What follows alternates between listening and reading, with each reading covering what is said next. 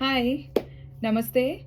My name is Puja Tibrewal, and I'm a trauma informed coach, inner child healer, and I also work with intergenerational trauma. And I'm the founder of Be Your Own Voice.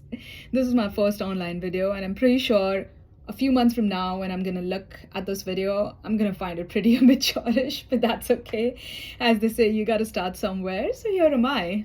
I wanted to come online and introduce myself and share a little more insight about my work and what am I going to be doing with this platform. So I'm going to be posting frequent content related to the broader topic of emotional health and emotional well-being.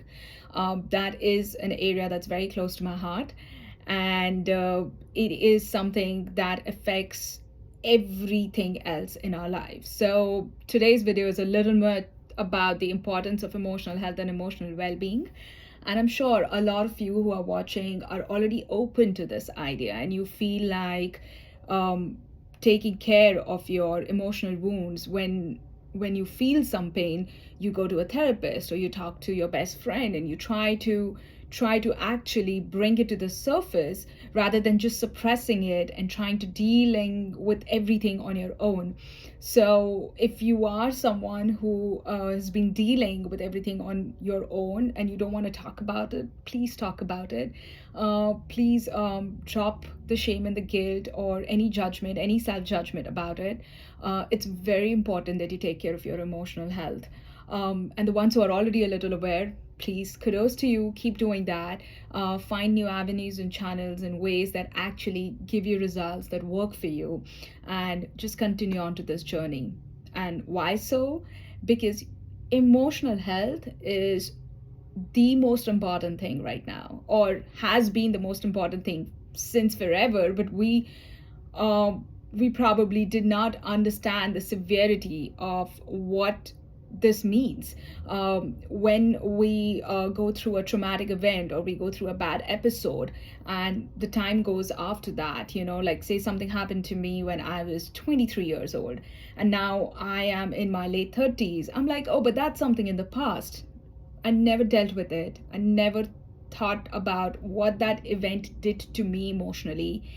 That impact stays in my body, it stays in my subconscious, and it does affect the way I choose to live now, the way I make decisions now. So, emotional health matters.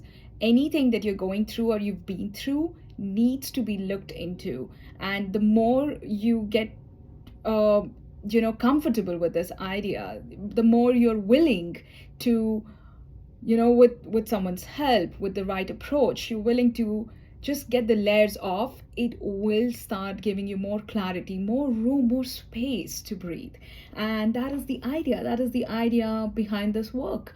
And I've seen this in my line of work, that a lot of times people think that, oh, but this is behind me, I'm done with it. It's I don't even think about it. Yeah, of course you don't think about it consciously, but if you haven't dealt with the emotions that you had to face, and you had the impact of that episode that really didn't leave a good impression in your life, it is affecting you right now subconsciously.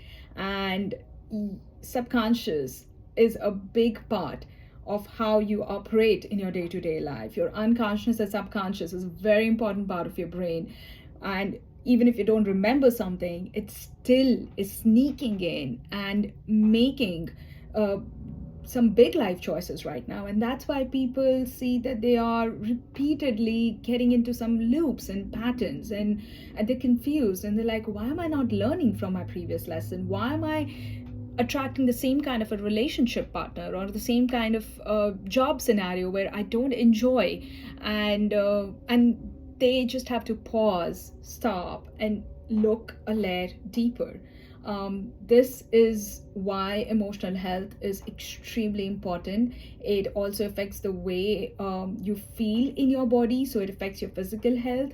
It creates a sense of unease, and a sense of unease is basically what leads to dis-ease, diseases. It's just dis-ease. So you're not in ease, and that causes diseases. So your emotional health connects to your physical health, connects to your relationship with yourself. And definitely that's why the way you behave with everyone around you comes from that place. And your self-confidence, and the fact that you procrastinate, or the fact that you have a low self-esteem, or you get angry, you have anger issues, or anything that you almost sometimes sit down and wonders, like, why did I do that? And why does this not stop? That's like a big sign for you to look within and try to work with someone that helps you, kind of unlayer this whole idea. But I will be sharing more insights. What are some of the other things we can do when we get stuck in certain issues? Some practical hacks, some simple life fundamentals.